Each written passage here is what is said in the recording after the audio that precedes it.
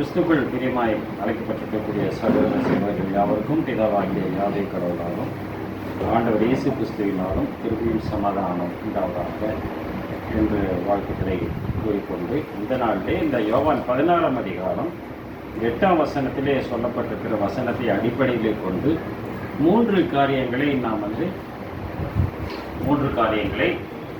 நாம் தியானிக்க கடமைப்பட்டவர்கள் இருக்கிறோம். கதிஷ்டமானால் 2 காரியங்களை முதலாவது நாம் தியானமாக எடுத்துக்கொள்ளலாம். அங்கு அவர் சொல்லும்போது ஆண்டவராய் இயேசு கிறிஸ்து என்ன சொல்லுகிறார்? அவர் பாவத்தை குறித்தும் நீதியை குறித்தும் நியாயத்தீர்ப்பை குறித்தும் உலகத்தை கண்டித்து உணர்த்துவார். ஆமா, அவர் பாவத்தை குறித்தும் நீதியை குறித்தும் நியாய தீர்ப்பை குறித்தும் கண்டித்து உணர்த்துவார் அப்படின்னு அந்த இடத்துல சொல்றாரு. அது எதுக்கு அது சொல்றாரு அப்படின்னு நம்ம பார்த்தோம்னா, முந்தின வசனத்துல நான் உங்களுக்கு உண்மையை சொல்லுகிறேன், நான் போகிறது உங்களுக்கு பிரயோஜனமாயிருக்கும், நான் போகாதிருந்தால் தேற்றவாளன் உங்களிடத்தில் வரார், நான் போகாதிருந்தால் தேற்றவாளன் உங்களிடத்தில் வரமாட்டார், நான் போவேனே ஆகில் அவரை உங்களிடத்திற்கு அனுப்புவேன், நான் அவரை உங்களிடத்துக்கு அனுப்புவேன் அப்படின்னு சொல்லிட்டு தான் என்ன பண்றாரு? அந்த தேற்றவாளன் பாவத்தை குறித்தும் நீதியை குறித்தும் நியாய தீர்ப்பை குறித்தும் கண்டித்து உணர்த்துவார் அப்படின்னு என்ன பண்றாரு அந்த இடத்துல சொல்லுகிறார். அதை தொடர்ந்து 2 இடத்துல அதை சொல்லுகிறதை பார்க்கணும். அந்த அடுத்து 11ஆம் வசனம் இறுதி பகுதியில பார்த்தீங்கன்னா, இந்த உலகத்தின் நியாயாதிபதி நியாயம் தீர்க்கப்பட்டதினாலே நியாய தீர்ப்பை குறித்தும் கண்டித்து உணர்த்துவார் அப்படின்னு அந்த சொல்றார். பாவத்தை குறித்து கண்டித்து உணர்த்துவார் என்று சொன்னவர் நியாய தீர்ப்பை குறித்தும் இந்த உலகத்தின் அதிபதி நியாயம் தீர்க்கப்பட்டதினாலே நியாய தீர்ப்பை குறித்தும் கண்டித்து உணர்த்துவாங்க. ஆனால் 2த்துக்கு நடுவுல என்ன சொல்றாரு பார்க்கும்போது 10ஆம் வசனத்துல, நீங்கள் என்னை காணாதபடிக்கு நான் என் பிதாவின் இடத்திற்கு போகிறபடியினால் நீதியை குறித்தும் இந்த உலகத்தின் அதிபதி நியாயம் போதும். அப்போ இனி என்னை காணாதபடியினால் நான் பிதாவிடத்துக்கு போகிறபடியாக என்னை பார்க்க மாட்டீங்கிறாரு. ஏன் பார்க்க மாட்டீங்கிறதும் சொல்றாரு. பிதாட்ட போறேங்கிறார். பிதாட்ட போறபடியினால நீதியை குறித்தும் கண்டித்து உணர்த்துவா அந்த அர்த்தம் சொல்லலாம். நியாய தீர்ப்பு குறித்து கண்டித்து உணர்த்துவாங்கிறாரு, பாவத்தை குறித்து கண்டித்து உணர்த்துவா என்று சொல்லுவதாக இந்த இடத்துல நம்ம பார்க்கணும். அப்போ இன்னைக்கு பாவம்னா என்ன அப்படின்னு ஒரு கேள்வி நம்ம கேட்டோம் என்று சொன்னால், யோபு பக்தர் எழுதுகிறார் 36ஆம் அதிகாரம் 6ஆம் வசனம் மற்றும் 8ஆம் வசனம். 35ஆம் அதிகாரம் 35 6 8. நீ பாவம் செய்தால் அதனாலே அவருக்கு என்ன நஷ்டம்? அப்ப பாவம் செய்யறது யாரு? மனுஷங்க தான் செய்வாங்க இல்லையா? அவர் பாவம் செய்வாரா? மாட்டார். அவர் பாவம் இல்லாத பட்சம். நீ பாவம் செய்தால் அதுக்கு அவருக்கு என்ன நஷ்டம்? அப்படின்னா பாவம் செய்தால் நமக்கு நஷ்டம் அப்படின்னு சொல்றேன் இல்லையா? பாவம் செஞ்சா நமக்கு நஷ்டம். அப்புறம் உம்முடைய மீறுதல்கள் மிகுதியானாலும் அதனாலே அவருக்கு என்ன சேதம்? 8ஆம் வசனம். உம்முடைய பாவத்தினால் உம்மை போன்ற மனுஷனுக்கு நஷ்டமும் உன்னை பாவம் செஞ்சா உனக்கு நஷ்டம்னு முன்னாடி 6ஆம் வசனத்துல சொன்னாரு. 8ஆம் வசனம் சொல்லும் போது நீ பாவம் செஞ்சா உன்ன மாதிரி மனுஷனுக்கு நஷ்டம். அப்படின்னா தன்னையும் கெடுத்து பிறனையும் கெடுப்பதுதான் பாவம் அப்படின்னு நம்ம பார்க்கணும். ஒரு பாவம் ஒருத்தர் செய்யறாருன்னா அது அவரை கெடுக்கிறது, இன்னொருவரை கெடுக்கிறது. இதுதான் பாவம். புரியுதுங்களா உங்களுக்கு? அப்போ இந்த பாவத்தை குறித்து அவர் என்ன சொல்லுவாராம்? கண்டித்து உணர்த்துவார் அப்படிங்கிறத என்ன பண்றோம்? முதல்ல நம்ம எடுத்துக்கொள்ளுகிறவர்களாக இருக்கிறோம் என்பதை அந்த இடத்துல நம்ம பார்க்கிறோம். அதான் அவர் யார்கிட்ட சொல்றாருன்னா, அந்த இதுல 16:9 நம்ம படிச்சோம். அவர்கள் என்னை குறித்து விசுவாசாதபடியினால் பாவத்தை குறித்து அப்படிங்கிறார். பாவத்தை குறித்து, பாவம் நம்மளுக்கு எடுத்துட்டு நம்ம இன்னொருத்தருக்கு எடுக்கிறதான் பாவம் நம்ம தெரிஞ்சுக்கிட்டோம். இங்க என்ன சொல்றாரு? ஏன் பாவம் செய்யறாங்க என்பது அவர்கள் என்னை விசுவாசப்படியினால் பாவத்தை குறித்து அப்படிங்கிறார். அப்படின்னா அவர்கள் என்று ஒருவரை பற்றி பேசுகிறார். 2வது, நீங்கள் என்னை காணாதபடியினால் என்ன பண்றாரு? நம்மை குறித்து பேசுகிறார் இல்லையா? வேறு ஒருவரை பற்றி பேசியவர் இந்த அடுத்த வசனத்தை என்ன பண்றாரு? நம்மை குறித்து நீங்க அப்படிங்கிறார். நீங்கள் என்னை காணாதபடி இல்லையா? இயேசு கிறிஸ்து கூட இருந்தது யாரு? அவங்க தான் இருந்தாங்க. அவங்க தான் காணாம அவர் இல்லைங்கிறது நமக்கு தெரியும் இல்லையா? மற்றவங்களுக்கு அது தெரியவதற்கு வாய்ப்பு இல்லை என்பதா நம்ம பார்க்கிறோம். அப்ப அடுத்தபடியா சொல்லும்போது என்னங்கிறாரு, இந்த உலகத்தின் அதிபதிங்கிறார். அப்ப ஜெனரலா எல்லாத்துக்கும் சேர்த்து சொல்றாரு. அப்படின்னு இந்த இடத்துல வந்து நீங்கள் என்னை காணாதபடியினால் என்று சொன்னது வந்து அவர் கூட இருந்தவர்கள் ஒன்று, ரெண்டாவது அவரை பின்பற்றக்கூடிய மக்கள் அப்படின்னு வந்து நம்ம எடுத்துக்கிறோம். ஆனா அதே சமயம் அவர்கள் என்னை விசுவாசியாதபடியால் என்று சொல்லுவதாக அந்த இடத்துல வந்து பார்க்கிறோம். அப்ப அப்படின்னா அந்த அவர்கள் என்று யாரை சொல்லுகிறார் அப்படின்னு ஒரு கேள்வி இந்த இடத்துல வருகிறது. அது 8ஆம் அதிகாரம் 45ஆம் வசனம். ஏன் விசுவாசிக்கல? யோவான் 8:46 5:45. நான் உங்களுக்கு சத்தியத்தை சொல்லுகிறபடியினாலே நீங்கள் என்னை விசுவாசிக்கிறது. அதான் ஏன் அவங்க விசுவாசிக்கலன்னு கேட்டா, அவர் சத்தியத்தை தான் சொல்றார். அந்த சத்தியத்தை நம்ம விசுவாசிக்கிறது புரியுதுங்களா? சத்தியத்தை தான் அவர் சொல்றாரு, உண்மையை தான் சொல்றாரு. அந்த உண்மையை ஏற்றுக்கொள்ளக்கூடிய மனப்பக்குவம் அவர்களுக்கு இல்லை. அதனாலதான் என்ன பண்றாரு அவரு, நீங்கள் என்னை விசுவாசியாதபடியா என்று சொல்லுவதாக பார்க்கிறோம். சத்தியத்தை அவர்கள் ஏற்றுக்கொள்ள மனதில்லை. ஏன் அவர்கள் சத்தியத்தை ஏற்றுக்கொள்ளவில்லை அப்படின்னு பார்த்தோம்னா, அவர்கள் வேறு எதையோ வந்து என்ன பண்ணுங்கள் தெரிந்திருக்கிறார்கள். அவர்கள் வேறு தெரிந்திருக்கக்கூடிய நிகழ்வு உண்மை என்று ஏற்றுக்கொள்வது நிமித்தமாக ஆண்டவராக இயேசு கிறிஸ்து சொன்ன வார்த்தையை அவர்கள் ஏற்றுக்கொள்ள. இப்ப கண்ணுக்கு கண் பல்லுக்கு பல்லு மோசை சொல்லி கொடுத்துட்டாரு. அப்ப அவங்க மைண்ட்ல என்ன செட் ஆயிடுச்சு, கண்ணுக்கு கண் பண்ணுக்கு பண்ணுங்கிறது செட் ஆயிடுச்சு அவங்க மைண்ட்ல. இப்ப இயேசு கிறிஸ்து என்ன சொல்றாரு, வந்துட்டு ஒரு கணத்தை மறுகணத்தை காட்டுங்க. அப்ப என்ன ஆகும், அதை ஏற்றுக்க முடியுமா அவங்களுக்கு? அவங்க ஏற்றுக்க முடியாது. ஏன்னா அவங்க மைண்ட்ஸ்ல ஒரு செட் ஆகிறதுனால அவங்க மாற்று கருத்து சொல்லும் போது அதை ஏற்றுக்க முடியாது. அப்படிங்கிறத தான் என்ன பண்றோம் இந்த இடத்துல வந்து நம்ம பார்க்கிறோம். கலிலியா வந்து உலக உருண்டைன்னு சொன்னார். சொன்னோன்னு என்ன பண்ணாங்க, ஏத்துக்கிட்டாங்களா? ஏன் ஏத்துக்கல?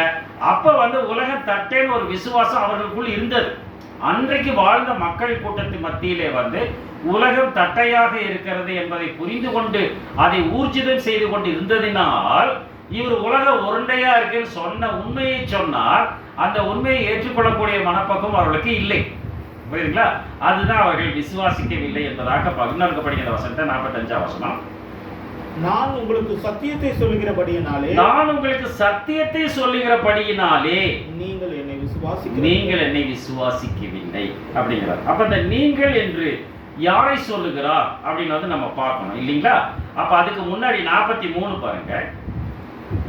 என் வசனத்தை நீங்கள் ஏன் அறியாமல் இருக்கிறீர்கள்? என் வசனத்தை நீங்கள் ஏன் அறியாமல் இருக்கிறீர்கள்? என் உபதேசத்தை கேட்க மனதில்லாது இருக்கிறது. அவருடைய உபதேசத்தை கேட்க மனசு இல்லை.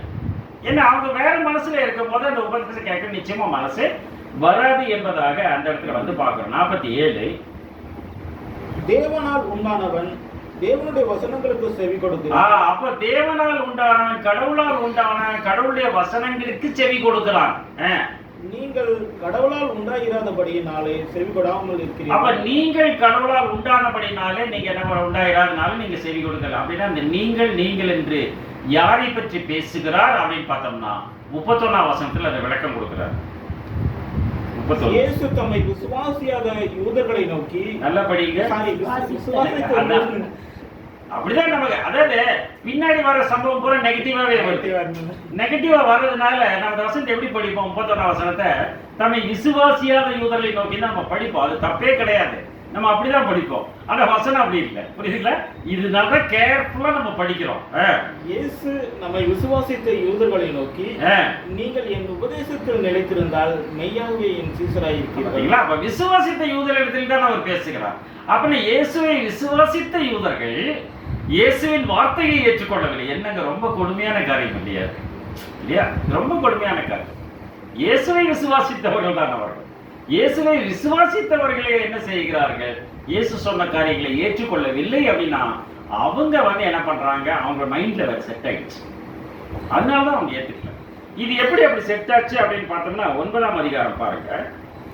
அதுலயே 9ஆம் அதிகாரம் அந்த பிறவியிலேயே பார்வையற்ற இடத்துல ஒரு உரையாடல் பரிசேயருக்கும் அவருக்கும் நடக்கிறத அந்த இடத்துல வந்து நம்ம பார்க்கிறோம். பாருங்க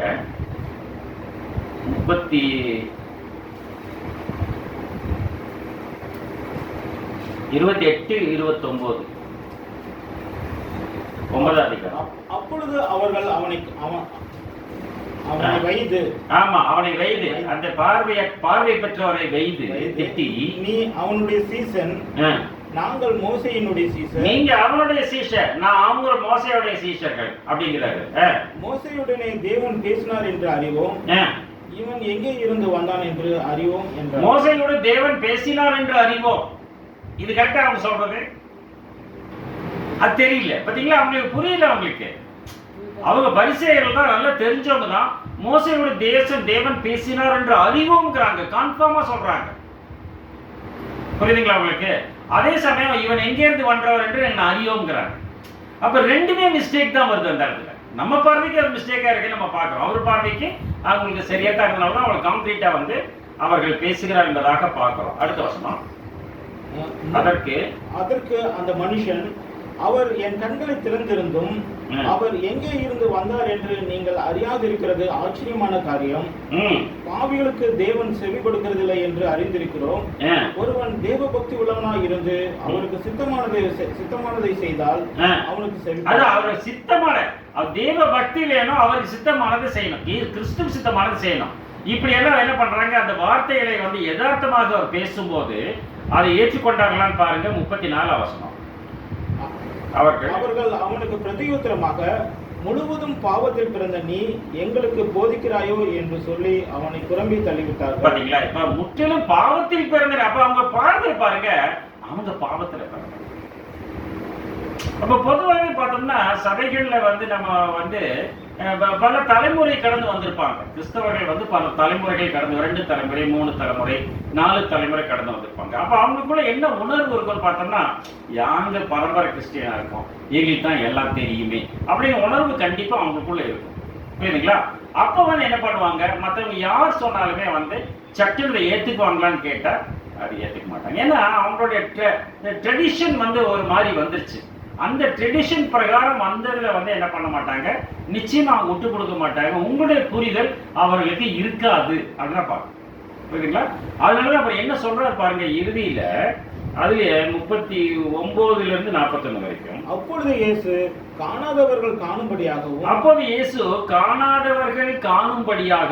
காண்கிறவர்கள் குருடராகும்படியாகவும், காணாதவர்கள் காண்கிறார்கள், புறஜாதி மக்கள் காணாதவர்கள், அறியாதவர்கள், இருளிருந்த ஜனங்கள் பெரிய வெளிச்சத்தை கண்டார்கள், காணும்படியாகவும், காண்கிறவர்கள் குருடராகும்படியாகவும். வெளிச்சம் கண்ணு கிடைக்கல, குருடரான என்ன அர்த்தம், அந்த வெளிச்சம் உங்களுக்கு கிடைக்கல என்பதுதான். குருடராகும்படியாகவும் நியாயத்தீர்ப்புக்கு நான் உலகத்துக்கு வந்தேன் என்று சொல்வதாக பார்க்கிறோம். உடனே அவங்களுக்கு வந்து கோபம் வந்துருக்கு. அந்த இடத்துல அவங்க புரிஞ்சுக்கிறாங்க, இவர் என்ன சொல்றாரு புரிஞ்சுட்டு அவங்க கோபப்படுறாங்க. அடுத்த வருஷம். அவருடனே கூட இருந்த பரிசேயரில் சிலர் இவைகளை கேட்ட பொழுது, நாங்கள் குருடரோ என்றார். நாங்களும் குருடரா, எங்களுக்கு தெரியாதா, கண்ணு தெரியாதா, நாங்க எப்படி பைபிள் படிச்சிருக்கிறோம், நாங்க எவ்வளவு பரம்பரை கிறிஸ்தவங்களா இருக்கிறோம், எங்களுக்கு தெரியாதா, என்ன நீ குருடன்னு சொல்ற அப்படின்னு அவங்களுக்கு டென்ஷன் ஆயிடுறாங்க. புரியுதுங்களா?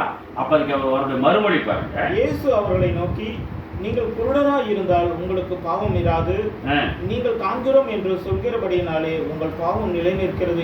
நீங்கள் காண்கிறோம் என்று சொல்லுகிறபடினால் உங்கள் பாவம் நிலைத்திருக்கிறது. அப்படின்னா நம்ம வந்து எந்த ஒரு சூழ்நிலையும் வந்து எல்லாம் தெரியும் அப்படிங்கிற நிலையில வந்து நம்ம செயல்படக்கூடாதுங்கிறது தான் என்ன பண்றோம், நம்ம புரிஞ்சுக்கணும். நம்ம காண்கிறோம், நமக்கு தெரியும், நம்மள மாதிரி யாரும் கிடையாது, நான் ரொம்ப பரிசுத்தவானா இருக்கிறேன், அவங்கெல்லாம் மோசம். அதாவது அந்த பரிசேயனும் அந்த ஆயக்காரனும் ஜெபம் பண்ணாங்க இல்லையா, அந்த மாதிரி வந்து அந்த சுயம் என்பது நம்மை ஆட்கொள்ளும் போது ஒரு ஒருவேளை நம்மளை அறியாமல் அந்த காரியங்கள் நிகழ்வதற்கு வாய்ப்புண்டு அப்படிங்கிறத தான் என்ன பண்றோம், அந்த இடத்துல நாம் தெளிவுபடுத்தி பார்க்கிறவர்கள். அதனாலதான் தன்னையும் கெடுத்து பிறனையும் கெடுத்து தான் பாவம் என்பதாக பார்க்கணும். அதான் ஒருத்தர் என்ன பண்ணுவாரு, எல்லாத்துக்கிட்டையும் சண்டை போடுவார், எல்லாத்தையும் எடுத்தறிஞ்சு பேசுவாரு. அவர் ரொம்ப ரொம்ப அப்படி இருந்தார். அப்ப ஒரு சபையில நிலைக்க மாட்டார், பல சபைக்கு போய் போய் போய் போய் போய் போய் வருவார். இப்படி ஒரு நிலைமை அவங்களுக்குள்ளாக இருந்தார். அப்ப வந்து ஒருத்தர் கேட்கிறாரு, நீங்க ரைட்டு, நீங்க வந்து எல்லாரும் மோசம்னு பேசுறீங்களே, ரொம்ப சீக்கிரம் டென்ஷன் ஆயிடுறீங்களே, எல்லாரும் மோசமா இல்லை நீங்க மோசமான்னு கேட்டார். அப்ப சொன்னாரு இல்லையா, அவர் சொன்னாரு, நீங்க எல்லாத்துக்கும் மார்க் போடுறீங்க, ஆனா மத்தவங்க உங்களுக்கு மார்க் போடுவாங்க இல்லையா, மத்தவங்க உங்களுக்கு மார்க் போடுவாங்க. அதே மாதிரி நீங்க எப்படி எல்லாத்துக்கும் மார்க் போடுறீங்களோ அதே மாதிரி மத்தவங்க உங்களுக்கு மார்க் போடுவாங்க. அப்போ வந்து என்ன பண்ணுவோம், நீங்க ஃபெயிலியரீங்களா பாஸ் ஆயிடுவேன்னு நமக்கு தெரியாது. அப்போ தேவ சமூகத்துல எப்போ நம்ம எப்படி இருக்கணும், கேட்கிறதில் தீவிரமாயும் பேசுகிறதில் பொறுமையாயும் கோபம் கொடுக்கிறதில் தாமதமாயும் இருங்கள் என்று சொன்ன வார்த்தையின் அடிப்படையிலே செயல்படுறது இருக்கும்போது உங்களுக்குள் பாவம் இராது என்பதாக அந்த பாவம் கலைந்தறியப்படும் அப்படிங்கிறது தான் அந்த இடத்துல வந்து நம்ம பார்க்கிறவர்களாக இருக்கிறோம் பார்க்கணும். அப்படின்னா அந்த நீதியின் படி அப்படின்ற அந்த இடத்துல வந்து நம்ம வந்து புரிந்து கொள்ளுகிறவர்களாக இருக்கிறோம். பாவத்தை குறித்து என்ன சொல்லுகிறார் அந்த இடத்துல வந்து அந்த கண்டித்து உணர்த்துவார் அப்படின்னு சொல்லும்போது அது விசுவாசியாதபடியால் பாவத்தை குறித்தும் நீங்கள் இனி என்னை காணாதபடிக்கு நான் என் பிதாவினத்துக்கு போகிறபடியால் நீதியை குறித்தும் அப்படின்னு என்ன பண்றாரு, ரெண்டாவது ஒரு காரியம் சொல்லுவதாக அந்த இடத்துல பார்க்கணும். அவர் பிதாட்ட போறார், பிதாட்ட போறதுனால அந்த நீதியை குறித்து என்ன பண்ணுவாங்களா அவர்களுக்கு சொல்லப்படுங்கிறத அந்த இடத்துல பார்க்க. அதுல 16ஆம் அதிகாரம் படிங்க, 16 to 20 படிங்க. யோவான் 16 to 20. நான் பிதாவினிடத்திற்கு போகிறபடியினால் கொஞ்ச காலத்தில் என்னை காணாதிருப்பீர்கள். கொஞ்ச காலத்தில் என்னை காணாதிருப்பீர்கள் ரிப்பீட் பண்ணிட்டே வர்றது வந்து அந்த இடத்துல பார்க்கிறோம். கொஞ்ச காலத்துல நீங்க என்ன பார்க்க மாட்டீங்க, பிதாட்ட போறதுனால கொஞ்ச காலத்துல என்ன பார்க்க மாட்டீங்க. மறுபடியும் கொஞ்ச காலத்திலே என்னை காண்பீர்கள். மறுபடியும் கொஞ்ச காலத்துல நீங்க என்ன பார்த்துருவீங்க. அப்பொழுது அவருடைய சீசரில் சிலர் நான் பிதாவினிடத்திற்கு போகிறபடியினால் கொஞ்ச காலத்திலே என்னை காணாதிருப்பீர்கள் என்றும் மறுபடியும் கொஞ்ச காலத்திலே என்னை காண்பீர்கள் என்றும் அவர் நம்முடனே சொல்லுகிறதின் கருத்து என்ன? மறுபடியும் கொஞ்ச காலத்தில் என்னை காண்பீர் என்று அவருடைய சொல்லுகிறதின் கருத்து என்ன என்று தங்களுக்குள்ளே பேசிக் கொண்டது மன்றி கொஞ்ச காலம் என்கிறாரே இது என்ன? கொஞ்ச காலம் என்கிறாரே இது என்ன?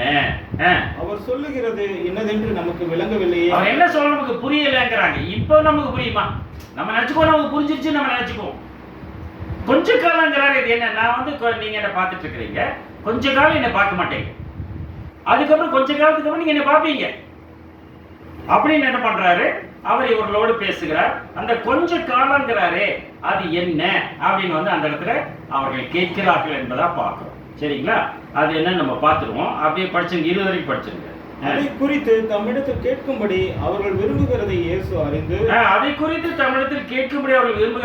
அறிந்து அவர்களை நோக்கி கொஞ்ச காலத்திலே என்னை காணாதிருப்பீர்கள்,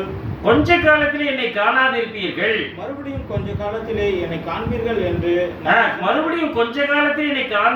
நான் உங்களுக்கு சொன்னதை குறித்து நீங்கள் உங்களுக்குள்ளே என்ன பேசிட்டு இருக்கிறீங்க, ஏன் அப்படி பேசிட்டு இருக்கிறீங்க அப்படின்னு விளக்குறார் அந்த இடத்துல.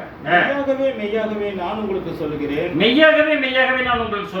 நீங்கள் அழுது புலம்புவீர்கள், உலகமோ சந்தோஷப்படும், நீங்கள் துக்கப்படுவீர்கள், ஆனாலும் உங்கள் துக்கம் சந்தோஷமா. இப்ப ஜீசஸ் வந்து 2000 வருஷத்துக்கு முன்னாடி அவங்களோட இருந்துட்டு இருந்தார். எவ்வளவு நாள் இருந்தாரு? ஏறக்குறைய 3 வருஷம். அது ஊழிய காலத்துல தான் நம்ம மீட் பண்றாரு. 33 அவரோட வாழ்நாள் காலம். ஒரு 3 வருஷம் தான் மீட் பண்றாரு. இந்த 3 வருஷம் அவர்கிட்ட பேசிட்டு இருக்கும்போது இறுதி காலத்துல தான் சொல்றாரு, கொஞ்ச காலம் நீங்க என்ன பார்க்க மாட்டீங்க, கொஞ்ச காலத்துக்கு அப்புறம் என்ன பார்ப்பீங்க அப்படின்னு ஒரு வார்த்தை சொல்றாரு. சரிங்களா? அப்போ இது என்ன அவங்க வந்து கேட்கிற கொஞ்ச காலம்ங்கிறது என்ன அப்படின்னு அவங்க யோசனை பண்ணும்போது அதை குறித்து விசாரிக்கிறத வந்து பிரியப்படுறாங்கன்னு தெரிஞ்சுக்கிட்டு இவர் என்ன சொல்றாரு, இவர் நான் உங்களுக்கு சொல்லுகிறேன், நீங்கள் அழுது புலம்புவீர்கள், உலகம் சந்தோஷப்படும், நீங்கள் துக்கப்படுவீர்கள், ஆனாலும் உங்கள் துக்கம் சந்தோஷமாக மாறும் அப்படிங்கிறார். அப்படின்னா இந்த கொஞ்ச காலங்கிறது நம்மளால கண்டுபிடிக்க முடியுமா? இப்ப என்னாச்சு, இவங்களை விட்டு போயிட்டாருன்னா இறந்து போயிடுறார். இறந்து போனதுக்கு அப்புறம் வந்து கொஞ்ச காலத்தை என்னை காண்பீர்கள்ங்கிறார். அப்ப எத்தனை நாள் கழிச்சு பார்த்தாங்க? 3 நாள் 40 நாள். அப்போ பிதாவிடத்தில் போகிறபடினால்ங்கிறார் 3 நாள். கரெக்டா சொல்லிட்டீங்க இல்லையா? நான் பிதா கிட்ட போறதுனால கொஞ்ச காலம் நீ காண மாட்டீங்கன்னாரு. அப்ப என்னது, பிதாட்ட எப்ப போனாரு? 40 நாளைக்கு அப்புறம் போவோம். அந்த கொஞ்ச காலம் 40 நாள் அப்படி நம்ம எடுக்கலாமா அப்படின்னு ஒரு கேள்வி நமக்கு வருவதற்கு வாய்ப்புண்டு என்பதாக அந்த இடத்துல வந்து நம்ம பார்க்கணும். அப்படின்னா இதுதான் என்ன சொல்றது பார்த்தோம்னா இமைப்பொழுதுங்கிற கொஞ்ச காலம் என்னங்கிறாரு, மிக்ரோஸ் குரோனோஸ் அப்படிங்கிற கிரேக்க வார்த்தை கொடுக்குறாரு. அந்த மிக்ரோஸ் குரோனோஸ்ங்கிற கிரேக்க வார்த்தைக்கு கொஞ்ச காலம் அப்படிங்கிறது இமைப்பொழுது அப்படின்னு வந்து டிரான்ஸ்லேட் பண்றோம். கொஞ்ச காலம் இமைப்பொழுது. இமைப்பொழுதுன்னா எவ்வளோ? கண்ணு மூடி திறக்கிறது. அதுக்கு எவ்வளவு காலம் ஆகும்? ஒரு மாத்திரையால் ஒரு செகண்ட் இல்லையா? ஒரு செகண்ட் தான். புரியுதுங்களா? அப்ப இந்த கொஞ்ச காலங்கள் ஒரு செகண்ட் தான் நம்ம எடுக்கணும். புரியுதுங்களா? கொஞ்ச காலத்துல ஒரு செகண்ட் தான் எடுக்கிறோம். இப்போ ஒரு நாளுக்கு 1000 வருஷம் நம்ம எடுத்துக்கிறோம். புரியுதுங்களா? ஒரு நாள் 1000 வருஷம் எடுத்தா 24 மணி நேரத்துக்கு 1000 வருஷம், அப்படிதான் அர்த்தம். 24 ஒரு நாள் ஆயிடுச்சுன்னா 24 மணி நேரங்கிறது 1000 வருஷம் அப்படின்னு வந்து நம்ம எடுத்துக்கிறோம். அப்போ 24 மணி நேரம் அப்படிங்கிறதுல எத்தனை செகண்ட் அப்படின்னு பார்த்தோம்னா 24 × 60 × 60. புரியுதா? 24 × 60 × 60 என்னன்னு பார்த்தோம்னா அதுதான் ஒரு நாள். அதான் ஒரு நாள். அப்போ 24 × 60 × 60 தான் அவ்வளோ செகண்ட் ஈக்குவல் டு 1000 இயர்ஸ். புரியுதுங்களா? அப்போ 24 × 60 × 60 எவ்வளோ வருதுன்னு பார்த்தோம்னா உங்களுக்கு வந்து நீங்கள் கணக்கு போட்டுருவீங்க மொபைலில் டக்குன்னு 24 × 60 × 16 போட்டிங்கன்னா எவ்வளோ வருது? 86,400 வரும். 84,400. இது ஈக்குவல் டு 1000 இயர்ஸ். இப்போ 1000 இயர்ஸை நாட்களாக மாற்றணும்னா என்ன பண்ணணும்? 365 மல்டிப்ளை பண்ணிடுறோம் இல்லையா? 365 மல்டிப்ளை பண்ணிடுறோம். 365 மல்டிப்ளை பண்ணிட்டு அந்த 365 × 1000க்கு வந்து எதுல வகுக்கணும்னு பார்த்தோம்னா இது அது 86,400ல வகுத்தீங்கன்னா 4 நாள் கணக்கு. 4வது நாள் பார்த்தாங்களா இல்லையா? கொஞ்ச காலம் இன்னைக்கு காணாதிருப்பீர்கள்னாரு இல்லையா? சிலுவை மரத்துல வந்து கல்லறைக்குள்ள வச்சதுக்கு அப்புறம் அவர் பார்க்கல. எப்ப பார்த்தாங்க? 4வது நாள்ல தான் பார்த்தாங்க. 3 நாள் முடிஞ்சிருது, ஒரு ராத்திரி முடிஞ்சிருது, 3ஆம் நாள் ஆயிடுது. அதுக்காக ஒரு 4th டே அது. 4வது நாள்ல தான் அவர் வந்து பார்த்தார்கள் அப்படிங்கிறத என்ன பண்றோம் அந்த இடத்துல. அதனாலதான் நீங்க சொல்றாரு, நீங்கள் அழுது புலம்புவீர்கள், உங்கள் துக்கம் சந்தோஷமாக மாறும். எப்போ? பார்த்துட்டா காணாம போயிட்டு வந்துட்டாரு, சந்தோஷம் தானே. உங்கள் துக்கம் சந்தோஷமா மாறும். பையனை காணோங்கிறாங்க.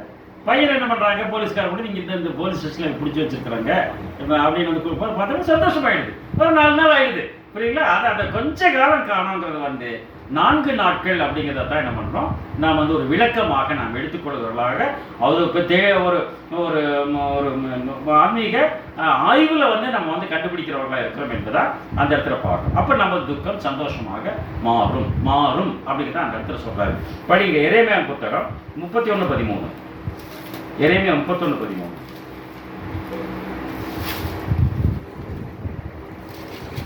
அப்பொழுது கன்னிகைகளும் வாலிபரும். அப்போது கன்னிகைகள், அப்படி கன்னிகைங்கிறது திரள் கூட்டம், மணவாட்டிங்கிறது இயேசு கிறிஸ்து தலைவர் இல்லையா?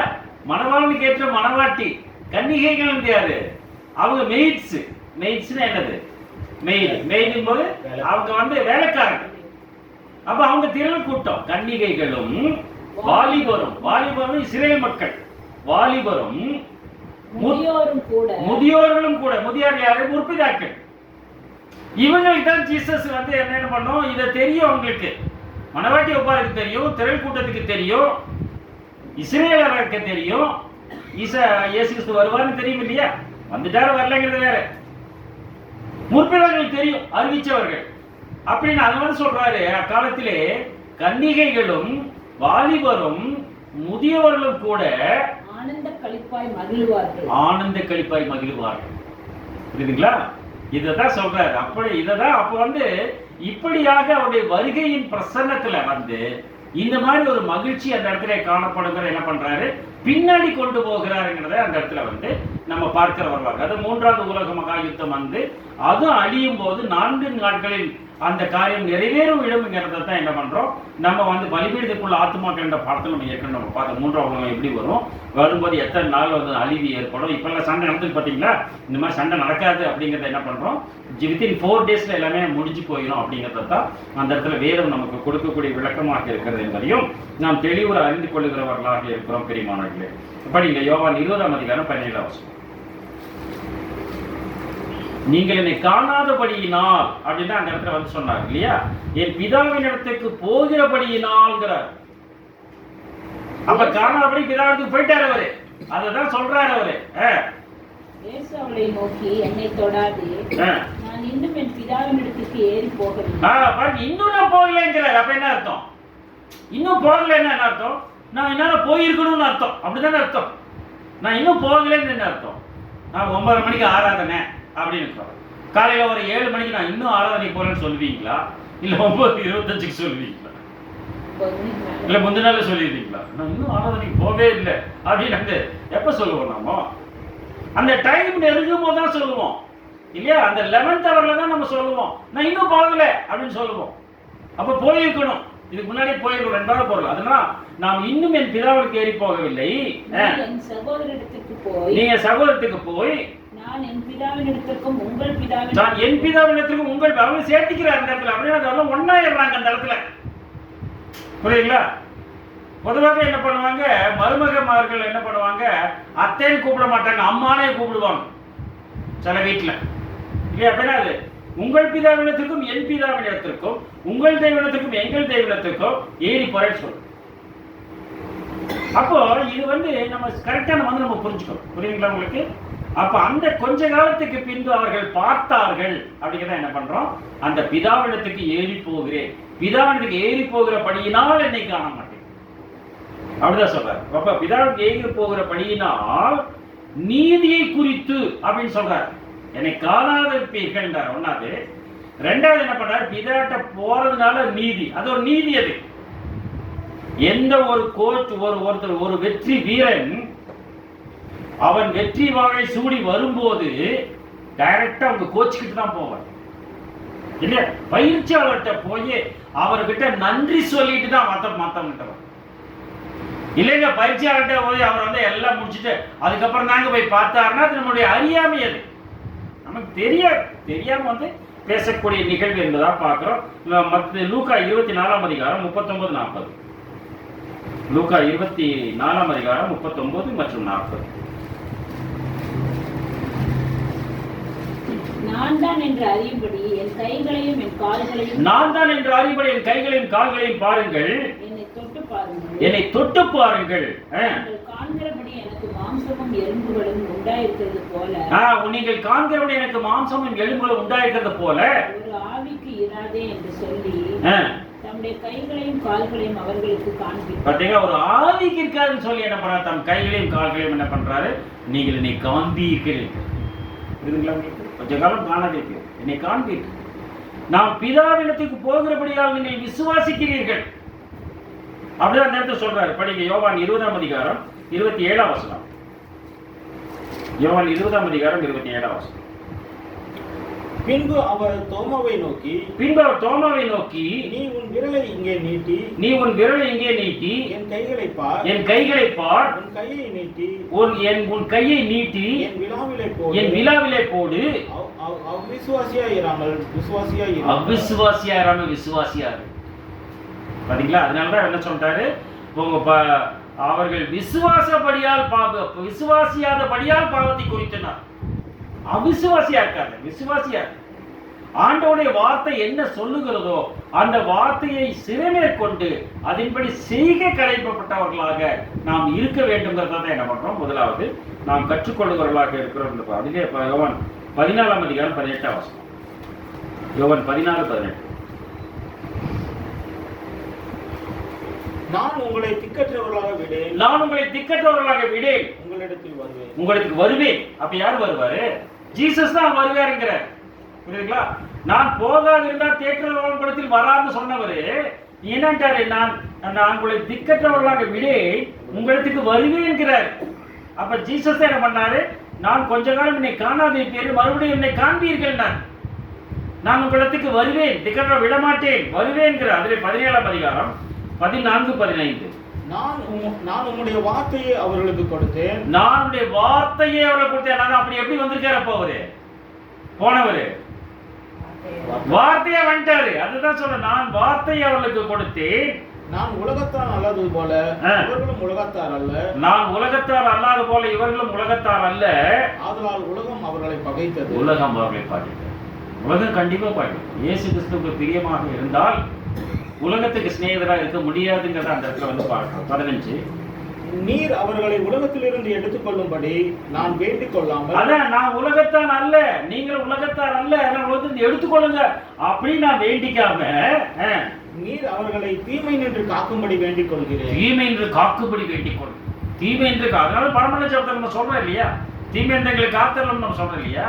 அப்ப தீமையிலிருந்து காக்கும்படி வேண்டிக் கொள்ளுகிறேன் அப்படின்னு என்ன பண்றாரு அந்த இடத்துல சொல்றாரு. அப்போஸ்தலர் 10ஆம் அதிகாரம் 26ஆம் வசனம், 36ஆம் வசனம். எல்லோருக்கும் கர்த்தராய் இருக்கிற இயேசு கிறிஸ்துவை கொண்டு, அப்ப பேதுரு பேசுறாரு பெந்தெகோஸ்தே நாளிலே எல்லாருக்கும் கர்த்தராய் இருக்கிற இயேசு கிறிஸ்துவை கொண்டு அவர் சமாதானத்தை சுவிசேஷமாய் கூறி, அவர் சமாதானத்தை நற்செய்தியாக உங்களுக்கு வழங்கி இஸ்ரவேல் புத்திரருக்கு அனுப்பின வார்த்தையை அறிந்திருக்கிறீர்களே. இஸ்ரவேல் புத்திரருக்கு அனுப்பின வார்த்தையை அறிந்திருக்கிறீர்களே. வார்த்தையை அறிந்திருக்கிறோமா? என்னவென்று அறிந்திருக்கிறோம்?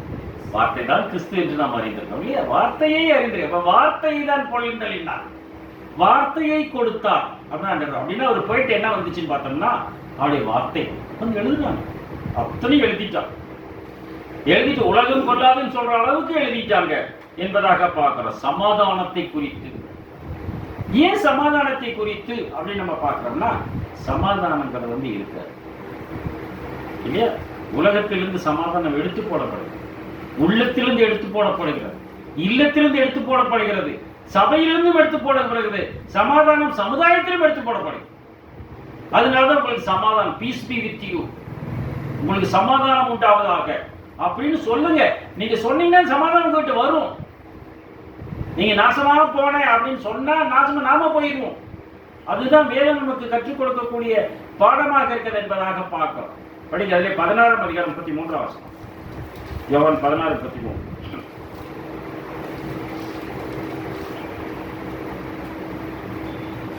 என்னிடத்தில் உங்களுக்கு சமாதானம் உண்டாகி இருக்கும் பொருட்டு, என்னிடத்தில் உங்களுக்கு அப்படின்னு சமாதானம் எங்கேயும் வராதுங்க. ஜீசஸ் கிட்ட சமாதானம் இருக்குது.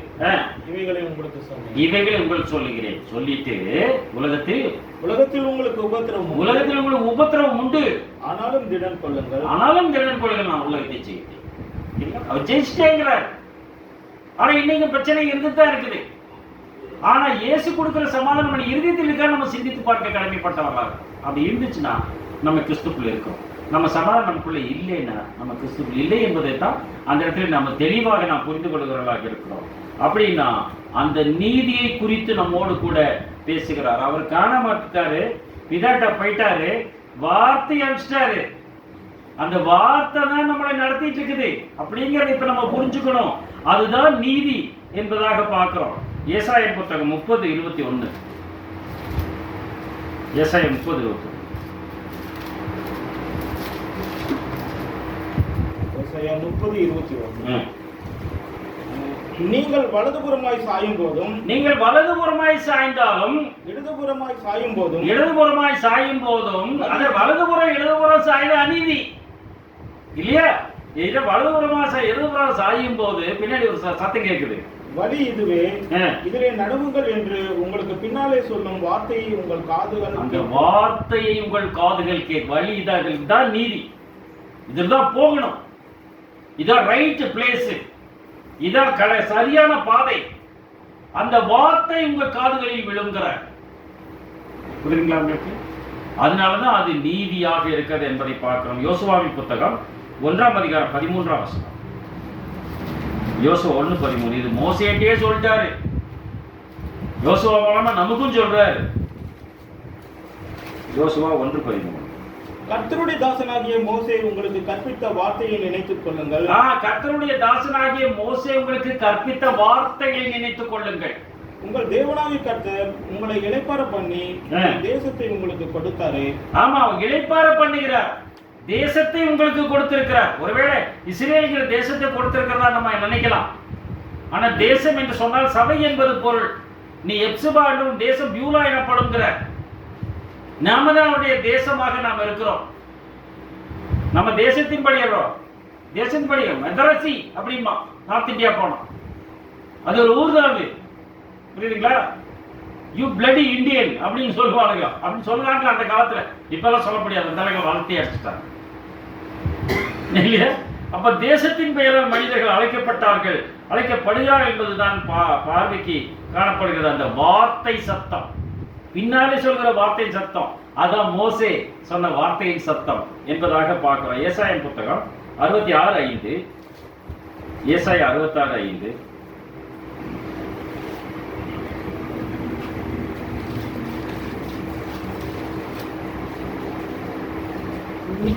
நீ உன் மட்டிரு 66 இந்த சாரி 66 அடுத்து பேச்சு. கர்த்தருடைய வசனத்துக்கு நடுங்குகிறவர், கர்த்தருடைய வசனத்துக்கு நடுங்குகிறவரே அவருடைய வார்த்தையை அவருடைய வார்த்தையை கேளுங்கள். போதும். வசனத்துக்கு நடுங்கிறவர். எப்ப நம்ம நடுங்க வரோம்? வசனத்துக்கு நடுங்கிறவர். வசனம் எது? நம்ம கையில இருக்கிறது. இந்த வசனம் படிக்கும்போது என்ன வரணும்? நமக்கு நடுங்க வரணும். வசனத்துக்கு நடுங்கிறவனே வார்த்தையை கேளுங்கிற. வசனத்துக்கு நடு வார்த்தை ரெண்டும் ஒண்ணு தானே அப்படின்னு நம்ம நினைக்கிறோம். இந்த வசனம் படிக்கும்போது நடுக்க வந்துச்சுன்னா வார்த்தையை கேட்கணுமா? வார்த்தைங்கிறது ரத்தத்தில் துவைக்கப்பட்ட வஸ்திரத்தை தரித்திருந்தால் அவருடைய நாமம் தேவனுடைய வார்த்தை என்பதே அவர்கிட்ட கேட்கணும். எனக்கு அவர்தான் அங்க போயிட்டாரு, எங்கெங்க போய் கேட்கறோம். நாங்க போதகிட்ட கேட்கிறோம், எங்க பிரதர்ஸ் கிட்ட கேட்கிறோம். வார்த்தை தான் நம்ம கேட்கிறோம். 103ஆம் சங்கீதம் 20ஆம் வசனம். 103:20.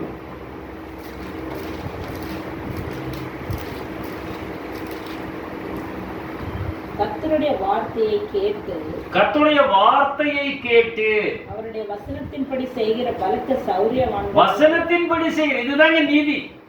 வார்த்தையை கேட்டு ஜீசஸ் கிட்ட கேட்டு இந்த சொல்லப்பட்ட வசனத்தின்படி செய்கிற பலத்த சௌரியவான்களாகிய தூதர்களை அவரை துதிங்கள்ட்டார். அப்ப எந்த ரேஞ்ச் கொண்டு போயிட்டார் பாருங்க. மனுஷங்க ரேஞ்சில் சொல்லல, பலத்த சௌரியவான்கள்னாரு தூதர்கள்ங்கிறார். தூதர்களை அவரை துதியுங்கள். அப்படின்னா வசனத்தை கேட்க வேண்டும், வார்த்தையை கேட்க வேண்டும், வசனத்தின்படி செயல்பட. வசனம் இப்படி உன்னை போல் உன் அயலானை நேசிக்கணும். அவ்வளவுதான்.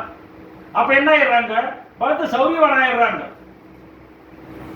தேவதூருங்கிற ரேஞ்சுக்கு போயிடுவாங்க. அப்படிங்கிறது தான் இந்த இடத்துல நமக்கு பாடமாக கற்றுக் கொடுக்கு. 147ஆம் சங்கீதம் 18ஆம் வசனம். 147:18. அவர் தமது வார்த்தையை அனுப்பி அவைகளை உருக பண்ணுகிறார். தமது காற்றை வீசும்படி செய்யி. பாத்தீங்களா? வார்த்தையை அனுப்பி வார்த்தை வச்சுன்னா உருகிடும். 107ஆம் சங்கீதம் 20ஆம் வசனத்துல வார்த்தையை அனுப்பி சுகமாக்குகிறார். சுகமாக்கி அழிவுக்கு தப்பு வைக்கிறார். அப்ப என்ன அர்த்தம்?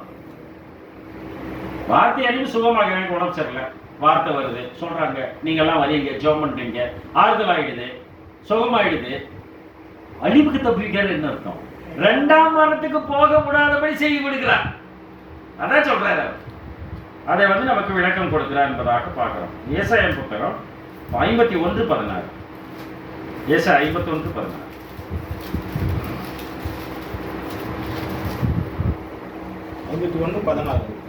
நான் வானத்தை நிலைப்படுத்தி பூமியை அஸ்திபாரப்படுத்தி. வானங்கிறது பரலோக ஆட்சி, பூமிங்கிறது சபை. பூமியை அஸ்திபாரப்படுத்தி சீயோனை நோக்கி அதுதான் மெய் சபை சொல்லி மனவாட்டி வைப்பார். நீ என் ஜனம் என்று யாருக்கு சொல்லுவாரு? அந்த தெரிந்தெடுக்கப்பட்ட மக்கள் கூட்டமாகிய மனவாட்டி வகுப்பான்ற மெய் சபை தான் சொல்றார். நீ என் ஜனம் என்று சொல்லி சொல்லுவதற்காக நான் என் வார்த்தையை உன் வாயிலே அருளி. அதான் அந்த வார்த்தை தான் வாயில வரணும், வேற எதுவும் வரக்கூடாது. அருளி என் கரத்தினால் உன்னை மறைக்கிறேன்டா. பலத்த கைக்குள் அடங்கி இருக்கும்போது கரத்தினால் மறைத்துக் கொள்ளுகிறார்கள் தான் என்ன பண்றோம்? அந்த இடத்துல நாம் தெளிவுபடுத்திக் கொள்ளுகிறவர்கள் இருக்கிறதாக 1 யோவான் 1ஆம் அதிகாரம் 1ஆம் வசனம். 1 யோவான் 1:1. இதெல்லாம் அவருடைய நீதி. அதை நம்ம புரிஞ்சுக்கிறோம். ஆதி முதல் இருந்ததும் நாங்கள் கேட்டதும். ஆமா, அது நாங்கள் கேட்டு ஆதி முதல் இருந்துச்சாம். நாங்க கேட்ட முதல்ல காதுல தான் கேட்கிறோம்.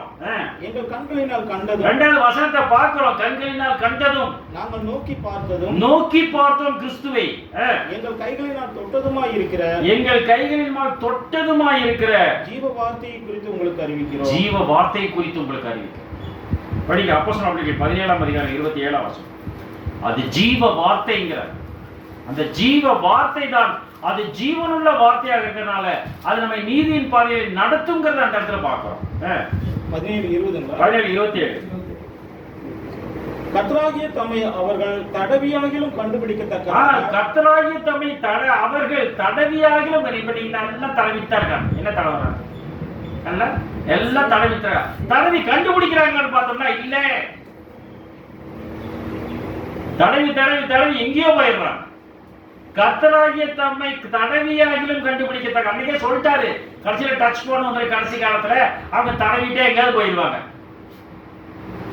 கர்த்தராகிய தம்மை அவர்கள் தடவியாக கண்டுபிடிக்கத்தக்கதாக தம்மை தேடும்படிக்கு செய்தார். அப்படி செய்தார். அப்படின்னா நாம என்ன பண்ணணும்? தடவி ஸ்பீல் பண்ணணும். நாங்கள் தொட்டதும் வசனத்தை நீங்க தொடாம படிப்பீங்களா? தள்ளி வச்சு இப்படியே கை வச்சு படிப்பீங்களா? நீங்க தொட்டுதான் படிக்கிறீங்க. நாங்கள் தொட்டதும் நாங்கள் தடவி பார்த்ததுமா இருக்கக்கூடிய ஜீவ வார்த்தை நோக்கி பார்த்தோம், காதில் கேட்டோம் இல்லையா? நாங்கள் கூர்ந்து கவனித்தோம், நாங்கள் நோக்கி பார்த்தது ஜீவ வார்த்தை. அந்த ஜீவ வார்த்தை தான் நம்ம காணும். இப்ப நிறைய கவர்மெண்ட் டிபார்ட்மெண்ட்ஸ் நம்ம பார்த்தோம்னா நிறைய கிறிஸ்தவங்க பிள்ளைகள் லஞ்சம் எல்லாம் வாங்குறது. ஏன் வாங்குறது இல்லை? அந்த வார்த்தை அவர்களுக்குள் கிரியை செய்வது நிமித்தமாக எல்லாம் ஆச்சரியமா பார்க்கறாங்களாம். ஒரு பெரிய டிபார்ட்மெண்ட் நிறைய காசு பணமெல்லாம் நிறைய வரக்கூடிய, போனவே உடனே 5, 10, 1000, 10,000 கொடுக்கக்கூடிய ஒரு டிபார்ட்மெண்ட். அந்த டிபார்ட்மெண்ட்ல ஒரு சகோதரி இருக்கிறாங்க. அந்த சகோதரி சொல்றாங்க, அந்த சகோதரர் சொல்றாங்க, என்னங்க போனவே அள்ளி கொடுக்குறாங்க, நாங்க அதெல்லாம் வாங்க மாட்டோம்னு சொன்னா ஆச்சரியப்படுறாங்க. ஒரு ஸ்டெனோ ஒரு தம்பி வந்து சேர்ந்திருக்கிறாரு. அவர் ஹிந்து தான் அவரு, ஆனா அவர் ரொம்ப நேர்மையா இருக்கிறாரு. இதுதான் சாட்சி. அவர் நேர்மையா இருக்கும்போது நம்ம நேர்மையா இல்லைன்னு என்ன சாட்சியம்? புரியுது?